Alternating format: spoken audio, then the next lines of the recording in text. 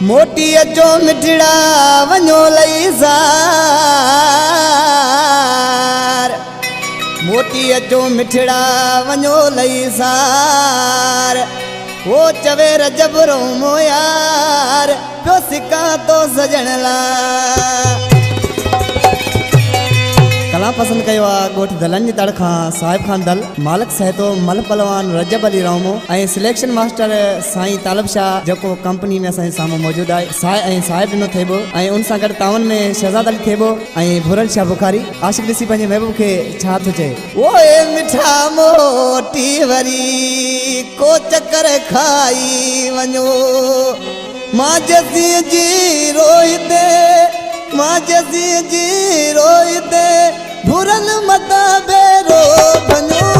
ए मिठा मोटी वरी को चकर खाई वनो, ए मिठा मोटी वरी को चकर खाई वनो।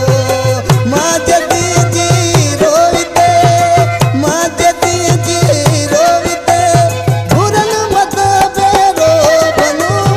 ए मिठा मोटी वरी को चकर खाई वनो, ए मिठा मोटी वरी को चकर खाई वनो।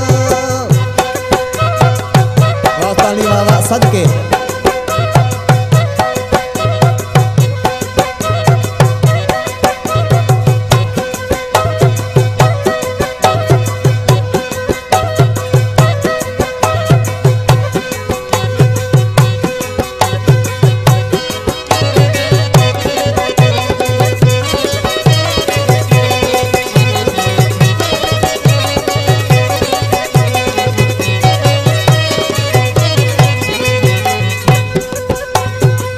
प्याग जो फेरो फजल जो हिन असांजे हाल ते।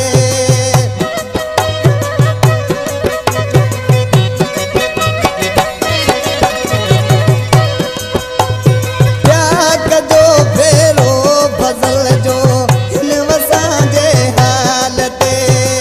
ही वेचारी मिलत मुंहिंजी, ही वेचारी मिलत मुंहिंजी मेहरबानी सां मनो। ए मिठा मोती वरी को चकर खाई वनो, ए मिठा मोती वरी को चकर खाई वनो।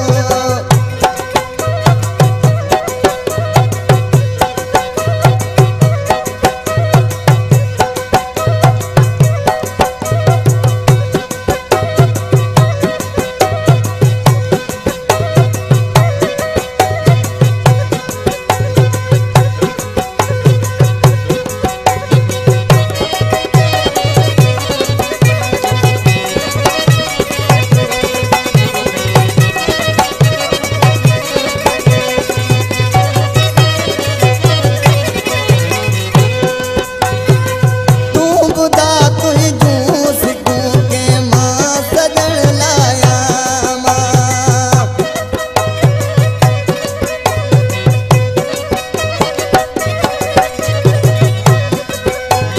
तू बुधा तुझूं मिठा के मां सजण लाया सिकूं। ही सुनो आ तो दवा, ही सुनो आ तो दवा तो लगे तर सुनो। ए मिठा मोती वरी को चकर खाई वनो, ए मिठा मोती वरी को चकर खाई वनो। वाह ताली वाह वाह।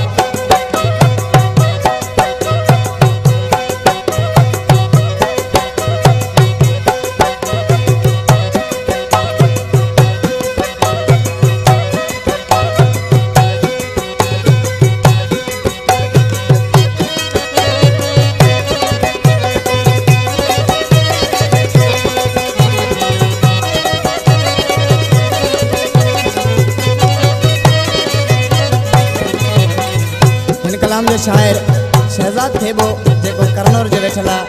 शहजाद